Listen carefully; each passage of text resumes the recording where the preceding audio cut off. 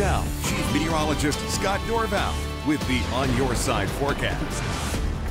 I have more details on Hurricane Florence coming up. Plus, I want to mention Hurricane Olivia, a weaker hurricane, but a hurricane, so still strong, heading right for the Hawaiian Islands, coming in. It is directly in from the northeast, which is rare for hurricanes to do because there's such cool water there.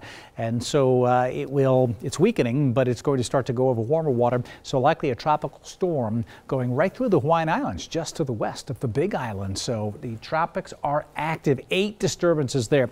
Hey, our weather, look at this. Above normal, nothing. It's all below normal. Our average is right at 82, and today we were close to that, but we'll drop down tomorrow and drop all the way down to 72 by the 13th here. So you see that nice temperature drop coming in, and then as we go back up, it comes back up a little, but still only to the upper 70s, so some comfortable weather. This weekend looks really nice again. That September weather that a lot of folks really, really like. The 20s this morning at Redfish Lake, and the smoke, look at it just settled right on in, and the visibility's dropped. And so fires nearby. There's a couple new fires burning, one not far from Loman, another one near Idaho City, and firefighters have been bracing to hold the front lines of these smaller fires in comparison to other fires because of the red flag warnings in place, because of the dry conditions and the gusty breezes out there. So let's hope we can get through the rest of the evening. That in effect until 9 o'clock tonight. Now our extended forecast for the mountains has something new in it. It's called rain, and it's right there. Some afternoon showers possible in McCall with a high of 59 degrees on Thursday. So right on schedule. These temperatures are dropping back down. Could go to 33 on Friday morning.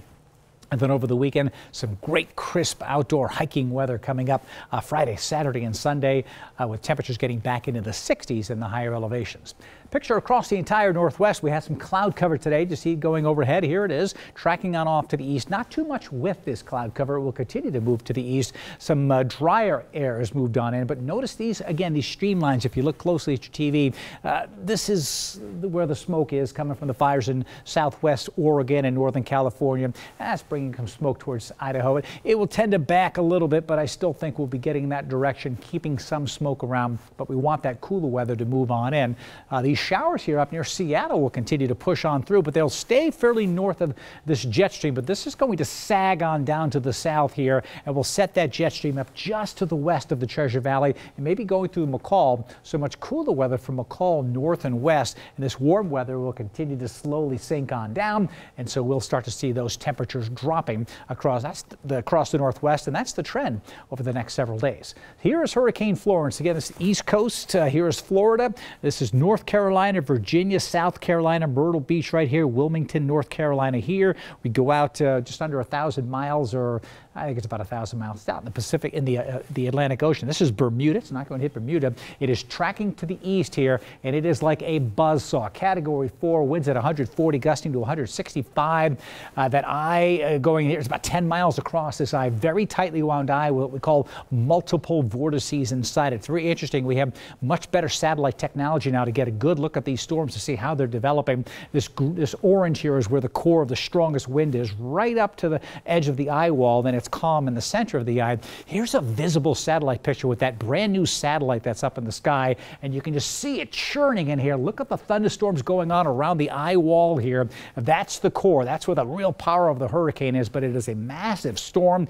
It is well developed. When you see it perfectly circular like this, it's a sign that there's no wind in the upper atmosphere to shear it apart. It's over extremely warm water, and it has intensified explosively overnight to a Category 4. There's the center of the eye right here in the middle, that 10-mile eye diameter going shooting up a column of air straight on through, and that is what is headed for the coast of the central Atlantic coast. So you say, how come so many storms? Well, this is typical here. Storms per month, percent-wise, 34% of the hurricanes named storms are typically in September. It's because the ocean is warmest, and that's the main ingredient that you need. And so here we are with our Category 4 storm, the track from the Hurricane Center. Look at this, gusts to 190 at times while it is offshore. It may weaken slightly, but a Category 4 storm that could slam right into near Wilmington, North Carolina, Morehead City. And here's the problem. This little track right here, it barely even moves after it goes past Raleigh, and it is just going to dump rain feet of rain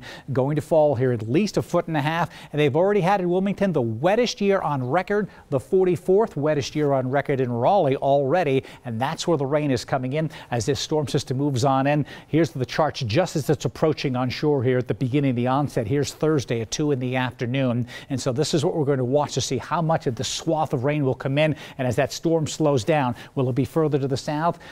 Between Myrtle Beach and Wilmington, North Carolina seems to be the location right now. You want to track the storm? Go get the Storm Shield app on your phone. This is a great app. You can get everything from fire weather warnings over us to where the hurricanes are. You can click on all of the tracks, find out exactly the latest information. You can check lightning, you name it, the Storm Shield app, and you can get that on your phone. Let's take a look at that futurecast real quick right here, and it shows that dry air across southern Idaho, but here comes the cool weather down from the north. It will be lurking to the west and some cloud cover overhead, and so a little bit of change, almost feeling like a little bit of autumn out there with some showers by the middle part of the week in McCall. Here's my forecast for the Treasure Valley for tomorrow. Sunshine mixed with a little bit of cloud cover, a little bit of smoke, temperatures coming down 5 degrees into the 70s, a little bit of a breeze, not a bad day, feeling a little closer to autumn than it is summer, which is nice. What about it should be doing? 74 in Idaho City with a fire 9 miles to the east of Idaho City right now. 66 degrees in McCall, mostly cloudy, locally breezy. I don't think it will rain in McCall, but it will be cooler.